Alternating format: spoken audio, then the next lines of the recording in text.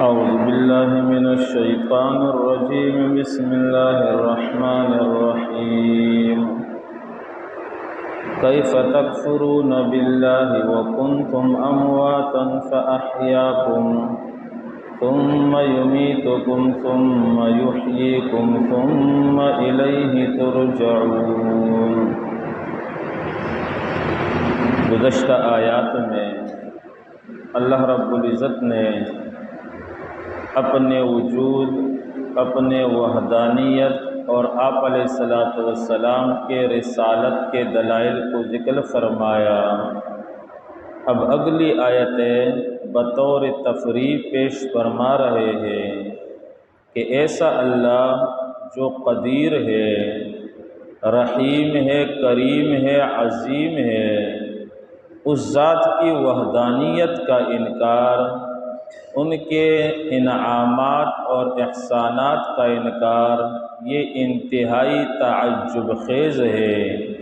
تو فرمائے کیف تکفرون باللہ، کیسے اللہ کا تم انکار کرتے ہو؟ مشرکین بھی اللہ تعالیٰ کو مانتے تھے، لیکن آپ علیہ الصلاۃ والسلام کے رسالت کا انکار کرتے تھے۔ تو آپ علیہ الصلاۃ والسلام کے رسالت کا انکار یہ در حقیقت اللہ رب العزت کا انکار ہے۔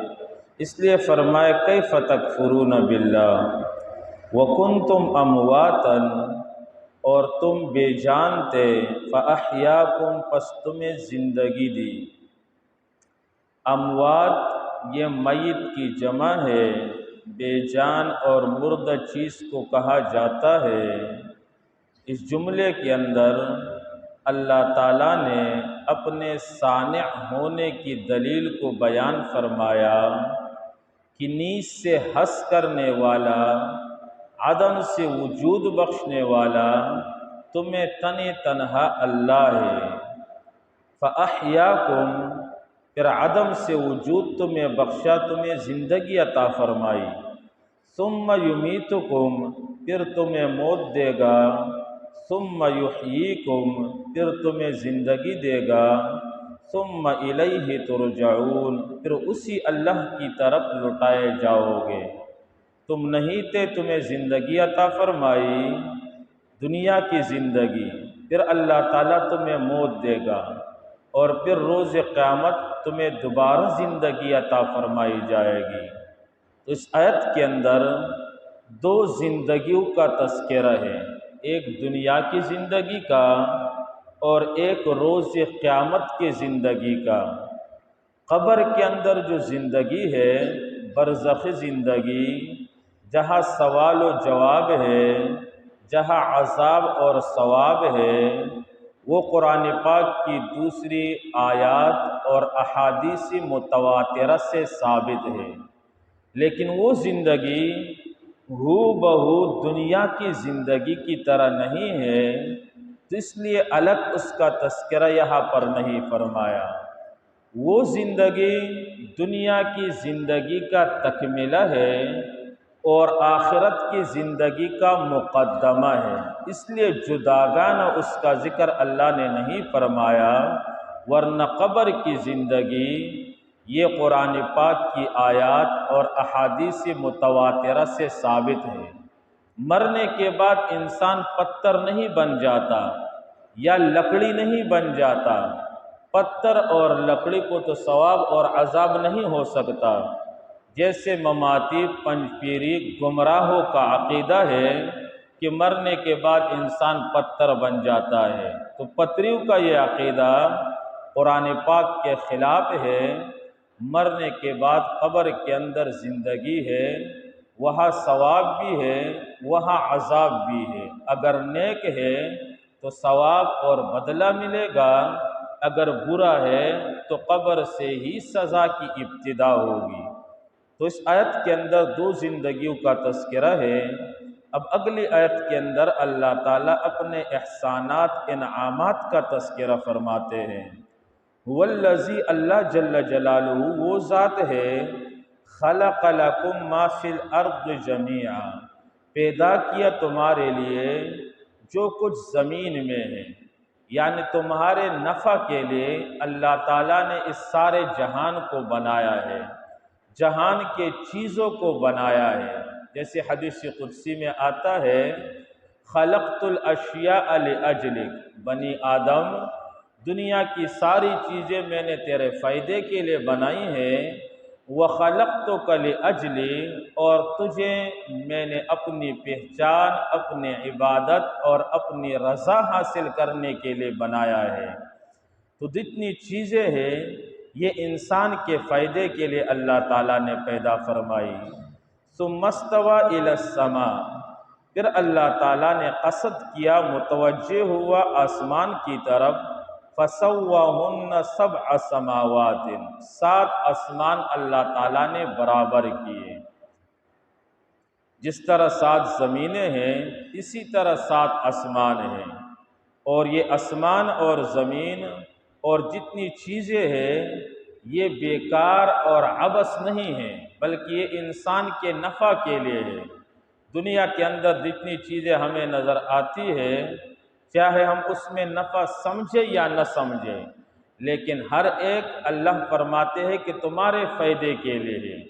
اور کارخانے قدرت کے اندر اللہ رب العزت نے جتنی چیزیں بنائی ہیں کوئی بھی بے فائدہ نہیں ہو کوئی چیز نکمی قدرت کے کارخانے میں، ہر چیز با فائدہ ہے۔ علماء مذاقاً بیان کرتے ہیں کہ ایک دن موسیٰ علیہ السلام درخت کے نیچے بیٹھے تھے تو اوپر چپکلی جا رہی تھی، اس نے پیشاب کیا، موسیٰ علیہ السلام جلال میں آ گئے، یا رب تو نے اس چپکلی کی کیوں بنایا ہے، اس میں فائدہ کیا ہے؟ تو وہی نازل ہوئی۔ علماء کہتے ہیں کہ اللہ تعالیٰ نے وہی نازل کی کہ موسیٰ یہ چپکلی بھی مجھ سے ہر روز پوچھتی ہے کہ یہ موسیٰ کیا چیز ہے، تو نے اس کو کیوں بنایا ہے؟ تو ہر چیز اللہ تعالیٰ نے جیسے بنائی ہے وہ پر حکمت بنائی ہے، بافائدہ بنائی ہے، بے فائدہ کوئی چیز نہیں بنائی، جیسے بنائی اللہ نے ٹھیک بنائی۔ ہمارے اساتذہ ہمیں سناتے، ایک پروفیسر صاحب کالج سے نکلے تو دیکھا کہ آم کا پیڑ، آم کا درخت لگا ہوا ہے اور اس پر آم کے چھوٹے چھوٹے دانے ہیں، اور نیچے تربوز کے جھڑے ہیں اور اس میں بڑے تربوز کے دانے ہیں۔ تو اپنے شاگردوں کو کہنے لگا، عقل کا تقاضا تو یہ ہے کہ یہ آم کے دانے نیچے جڑوں میں، کیونکہ وہ چھوٹے ہیں، جڑ بھی چھوٹے ہیں، آم کا درخت اتنا بڑا ہے تو یہ تربوز درخت پر ہونے چاہیے۔ میرا عقل یہ کہتا ہے ایسا مناسب نہیں جیسا بنا ہے۔ شاگردوں نے ہاں کہا، چلے گئے۔ اب اس کے سر پر بال نہیں اور سر ٹرن گنجا تھا، اوپر سے کوا آ کر بیٹھا اور آم کا ایک دانہ گرا اور اس کے گنجے پر لگا تو اس کی چیخیں نکل گئے، اللہ نے جیسا کیا ٹھیک کیا، جیسا کیا ٹھیک کیا۔ شاگرد آئے، کہنے لگے سر صاحب کیا ہوا؟ کہنے لگے جیسے اللہ نے بنایا ٹھیک بنایا، اگر تربوز یا خربوز اوپر درخت پہ ہوتا اور آم نیچے ہوتا اور ابھی میرے ٹن پر بجائے آم کے خربوز گرتا تو میرا کیا حشر ہوتا؟ تو اللہ نے جیسا بنایا ہے ٹھیک بنایا ہے، انسان کے فائدے کے لیے بنایا ہے۔ وَهُوَ بِكُلِّ شَيْءٍ عَلِيمٌ، اور وہ اللہ جل جلالہ ہر چیز کا جاننے والا ہے، کس چیز میں کیا فائدہ ہے، کیا مضرات اور نقصانات ہیں، یہ اللہ خوب جانتا ہے۔ تو ان آیتوں کے اندر اللہ تعالیٰ نے منکرین کو اس بات کی طرف توجہ فرمائی کہ اگر دلائل میں غور اور فکر نہیں کرتے، مثالوں سے بات آپ کو سمجھ میں نہیں آ رہی، تو آپ میرے احسانات اور انعامات پر غور اور فکر کرو۔ فطرت شریفہ اور فطرت سلیمہ کا تقاضا یہ ہے کہ جو تمہارے ساتھ احسان کرے، بھلائی کا معاملہ کرے، کم از کم بندہ اس کا شکر ادا کرے۔ ہر عقل کا یہی تقاضا ہے، لیکن تم میرے انعامات کا انکار کرتے ہو۔ اللہ تعالیٰ مجھے اور آپ کو سمجھ عطا فرمائے۔ ایک دو مسئلے آپ کے سامنے عرض کرنا چاہتا ہوں۔ ذی الحجہ کا بابرکت مہینہ ہے اور اس کا ہر دن فضیلت والا ہے۔ کل عرفہ کا دن ہے، عرفہ کے دن کے بڑے فضائل ہیں۔ حدیث مبارکہ کے اندر آتا ہے اللہ کے رسول صلی اللہ علیہ وسلم نے فرمایا جو 9 ذی الحجہ یعنی عرفہ کا روزہ رکھ کے تو اللہ تعالیٰ 1 سال گزشتہ اور 1 سال آئندہ کا صغیرہ گناہ معاف فرما دیں گے۔ تو اس لیے ہم کوشش کریں کہ روزے کا اہتمام کریں اگر کوئی بیماری اور زیادہ ضرورت نہ ہو، اور اسی طرح دوسروں کو بھی دعوت دیں۔ دوسرا مسئلہ تکبیرات تشریق کے متعلق ہے۔ کل فجر کی نماز سے تکبیرات تشریق شروع ہونے والے ہیں۔ ابتدا ان تکبیرات کی کیسی ہوئی؟ جب سیدنا ابراہیم اپنے فرزند انجمن حضرت اسماعیل علیہ السلام کو ذبح کرنے لگے تو اللہ تعالیٰ نے اس کی فدیہ کے اندر جنت کا ایک جانور دیا۔ جبرائیل علیہ السلام دوڑ کر اس جانور کو لے کر آئے اور اس خوف سے کہی ابراہیم اسماعیل کو ذبح نہ کر ڈالے، کہنے لگے اللہ اکبر اللہ اکبر۔ ابراہیم علیہ السلام نے یہ الفاظ کلمات سنے تو سمجھ گئے کہ اللہ تعالیٰ نے مجھے امتحان میں کامیابی عطا فرمائی، تو فرمائے لا الہ الا اللہ واللہ اکبر۔ اور حضرت اسماعیل علیہ السلام نے جب سنا تو اللہ کا شکر ادا کیا کہ میں بھی امتحان میں کامیاب ہو گیا، تو فرمایا اللہ اکبر وللہ الحمد۔ یہ کلمات ہے۔ پہلا مسئلہ یہ کلمات تکبیرات تشریق، اس کا حکم کیا ہے؟ تکبیرات تشریق یہ واجب ہے۔ دوسرا مسئلہ تکبیرات تشریق کی ابتدا کب سے ہے؟ تو یہ عرفہ کے فجر کی نماز سے یہ تکبیرات شروع ہوں گے اور 13 ذی الحجہ کے عصر تک 23 نمازوں میں ہر فرض عین نماز کے بعد یہ تکبیر پڑھی جائے گی۔ ایک مرتبہ یہ تکبیر پڑھنا بآواز بلند مرد کے لیے لازمی ہے، چاہے جماعت کے ساتھ نماز پڑھے چاہے انفرادی نماز پڑھے، اور خواتین مسلمان عورتوں پر بھی تکبیر کا کہنا لازم ہے، لیکن وہ آہستہ پس آواز کے ساتھ کہے۔ اتنی بات آپ یاد رکھیں، کل سے تکبیرات تشریق شروع ہو رہے ہیں۔ تکبیرات ہے اللہ اکبر لا الہ الا اللہ واللہ اکبر وللہ الحمد۔ لوگ مسلمان اس میں کاہلی اور سستی دکھلاتے، بآواز بلند نہیں پڑھتے، شرماتے، آہستہ آہستہ پڑھتے، زور سے پڑھنا چاہیے۔ کل فجر سے انشاءاللہ ہم سب ابتدا کریں گے، بآواز بلند پڑھیں گے اور 13 ذی الحجہ کے عصر تک پڑھیں گے۔ خواتین اپنے گھروں میں بھی یہ پیغام پہنچائے، عورتیں بھی پڑھے گی، مگر وہ آہستہ پڑھے، بلند آواز سے نہ پڑھے۔